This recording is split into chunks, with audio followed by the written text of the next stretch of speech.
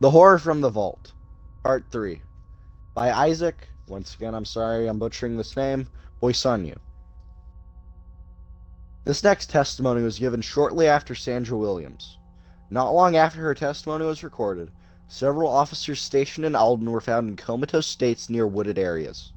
Near them were found several strange clusters of an organic material that was found to emit a noxious gas in large quantities. Most of these clusters were burned, but several were taken for examination. Questioning officer. Please state your name and occupation for the record, sir. Halbert Hazley, H.H. My name is Halbert Hazley. I'm a coroner and microbiologist working at Quantico. I was brought in to study the mounds found in Alton. Questioning officer. All right, my next question was going to be, what were you called in for? But I can see that you've beaten me to that. So, what can you tell us about the mounds? Hazley. Well, most people come into my office one day and told me that there was something that I need to take a look at. At first, I thought it would be a standard autopsy or something like that. But when they shepherded me into a decontamination shower in a hazmat suit, I knew I was in for a day. Questioning officer. I'm sure it was. Now, can you tell me about the mounds? Hazley. Of course. When I first saw them, I wasn't honestly sure whether or not I was being pranked. I mean, they looked like big old piles of offal just plopped onto trays.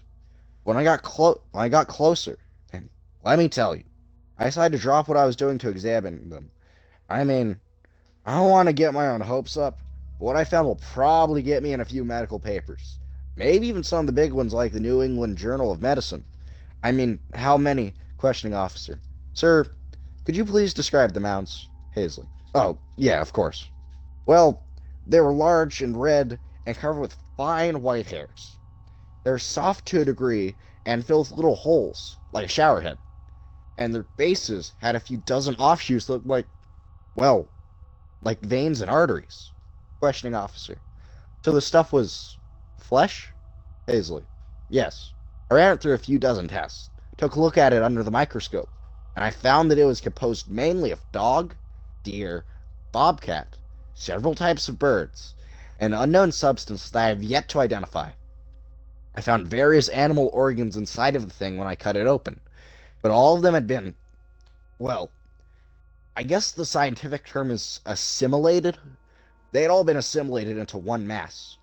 But it wasn't some bizarre case where the organs had rotted and putrefied and turned into a slurry. No. It was whole and it was functional. Everything needed for an organ to work was in place. There was no damage. The different parts had been blended together seamlessly.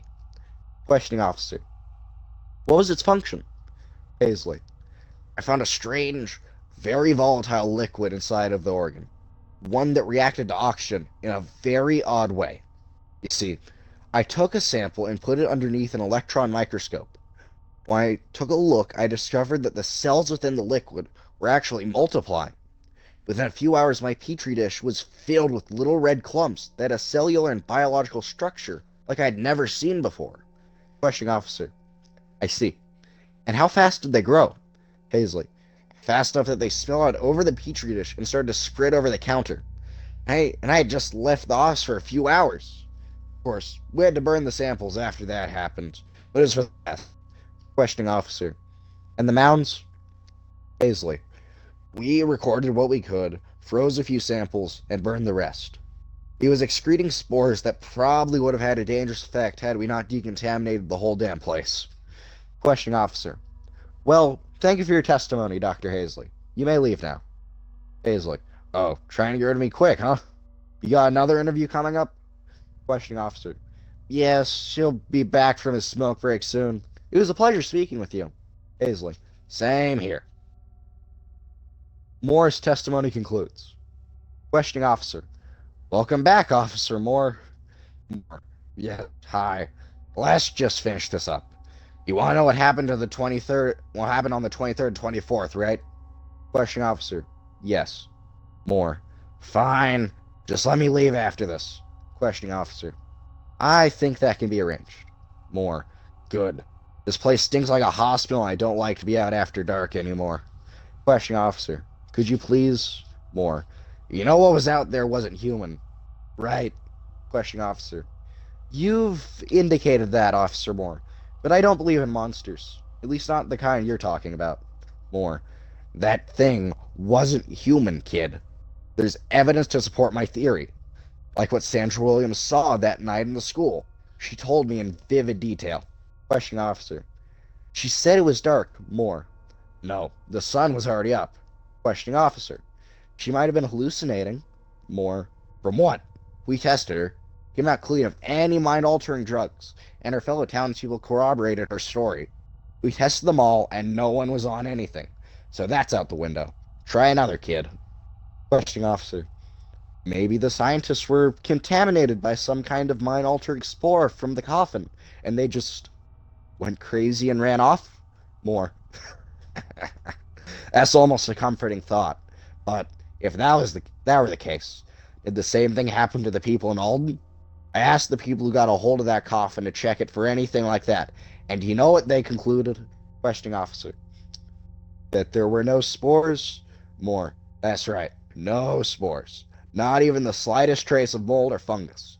They told me that coffin barely had dust on it. So what would make a building full of respectable, sane people strip and run off into the woods? Were they on drugs too? Questioning officer. Maybe they were scared? Moore. Scared? Scared so bad they jumped out of their clothes? Question officer.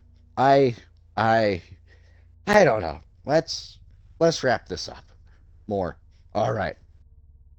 I was called in after a bunch of my fellow officers were found in comas up in Alden. I don't honestly know what the chief was thinking sending them up there. It's not like whoever took the people was just going to come waltzing out of the woods and give itself up. And I highly doubt that anyone left at Alden had the spirit to riot or start shit with each other.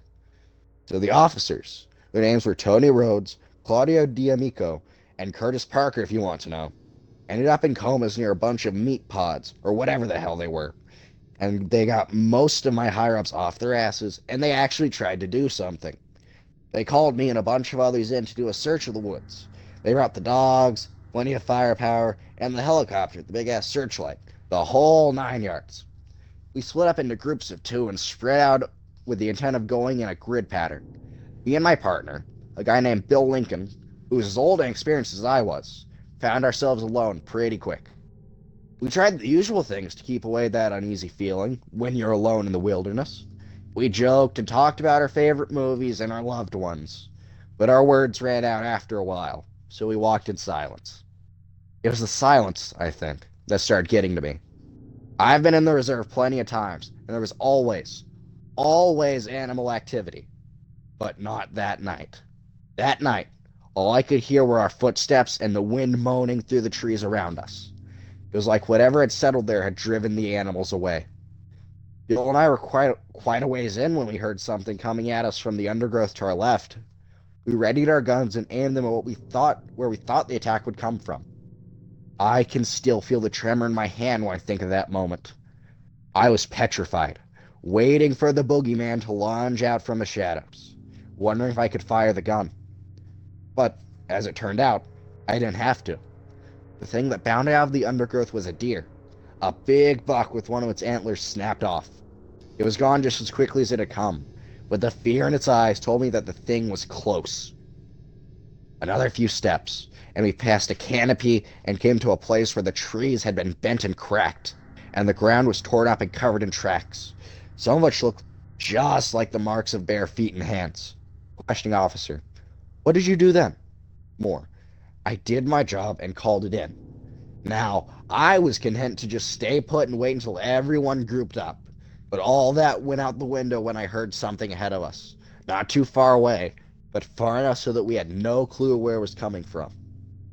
It was a girl, a little girl, and she was screaming. Do you have any younger siblings? Questioning officer. Yes. A brother? Moore. He ever break a bone when he was little?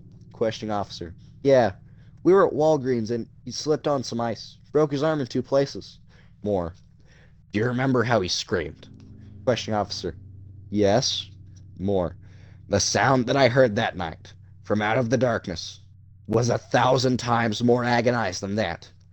It was a little girl screaming like every bone in her body was getting ground to paste. The screaming kept going, and both of us were looking around, and neither of us knew where the hell it was coming from. And then Bill screamed. What happened next happened so fast. So damn fast. One minute he was beside me, his gun drawn. The next minute he was on his back, his gun gone, and his body being dragged into the darkness with more speed than I thought was humanly possible. He was gone before I could try to help, but I did see something in those seconds before he was gone. I saw two hands clutching Bill's ankle, one with painted nails, one with a wedding ring. It was stupid, but I just stood there after it happened. I I couldn't wrap my head around what just happened. I didn't see where the hands ended, or where they had come from, or how they could have dragged poor Bill away like that, with as much speed as they did. I felt like someone had sucker punched me, but I should have reacted faster. Maybe I could have gotten a shot off, or scared the thing away. Then again, maybe not.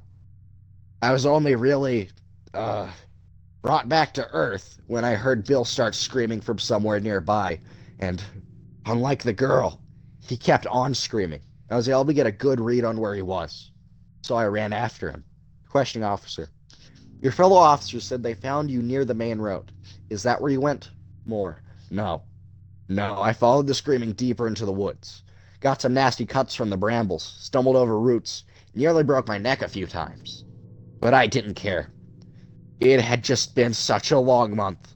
A month of waking up from nightmares, of listening intently to local radio, wondering if I'd hear about more disappearances, of wondering if whatever had taken those scientists had seen me in the lab, if I was going to come home to find it waiting in the darkness for me.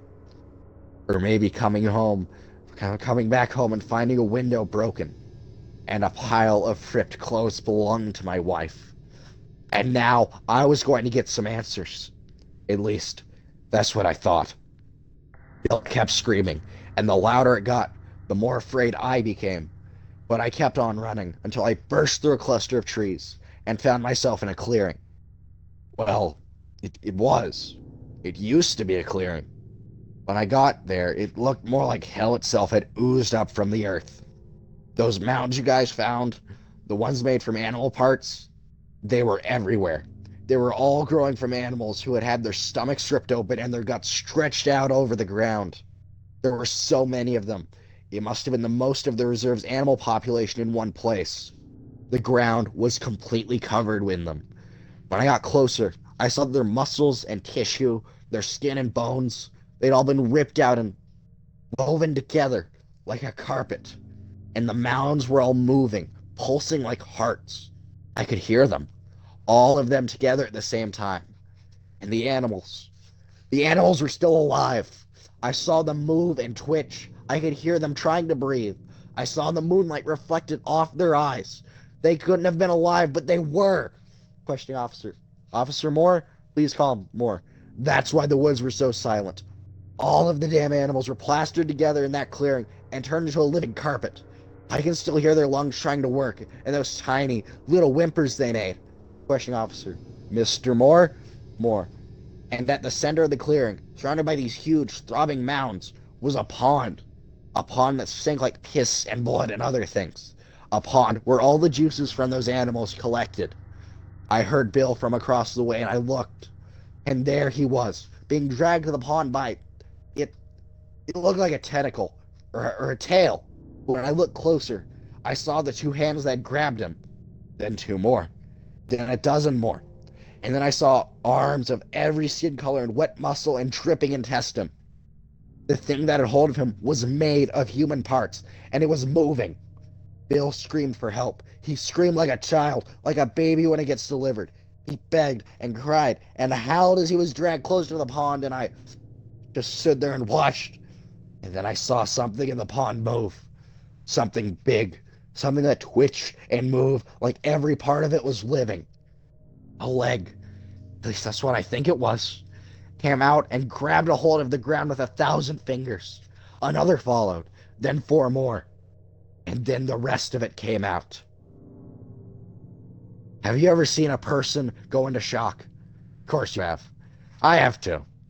But I never actually experienced it before that night. But when that thing surfaced, I I just felt my whole body go cold. It looked like a spider and a crab and an octopus all at the same time. But every part of it was made from human remains. Legs with their feet still attached, and arms with their hands intact dangled below it, pushing and grabbing at nothing. Its back was made from bone, spines, femurs, whole damn skeletons, all bound by tendon and other stuff. In between the cracks in its hide, I saw organs and smaller limbs. The thing that had a hold of Bill was, I think, the thing's tongue. I don't know. I used what was left of my strength to run the other way as fast as I could. It ate Bill. I know it did. Officially, he's been reported as missing, but they're never going to find his body. They may find his clothes, though, if they ever find that clearing. And if they do, they're not going to leave to report back. I quit after... I quit after that night, packed my things, and left with Andrea, and I didn't say a word to anyone. I'm not guilty about that. I had to get out, had to protect my wife. I used to think that the world was simple, that bad shit happened and we had to live with it, that the universe was one big cluster of bizarre coincidences, that there was nothing supernatural, no boogeyman, no monsters that didn't look human. But now I know better. Listen to me, kid. If you have any say whatsoever, you'll get your bosses to go into that reserve and set the place on fire. Questioning officer. I don't... That's just... I can't believe that more. I've seen the news, kid. I have. It seems like the people who live near the reserve have started reporting less animal activity than it's normal. Pretty soon, whatever remained of the animal population is going to be gone. Fuel for whatever that thing is doing. And how much do you want to bet that you'll be seeing a few disappearances in the towns that are farther away in the coming months? Take my advice. Talk to our bosses. Question officer. I think our time is up here, Officer Moore. You can go now. We'll have a car waiting when you get out. Moore. Thank God. You remember what I said, kid. Burn the reserve. Don't let that thing spread. A door closes. As of now, 17 disappearances have been reported in towns near and around the reserve. There also seemed to have been a sudden rash of nightmares, with elements such like the ones described previously, in many people in the surrounding towns and even outside of them. These statements have been gathered in order to provide clues as to whom the culprit might be. No actions, government sanctioned or otherwise, have been taken.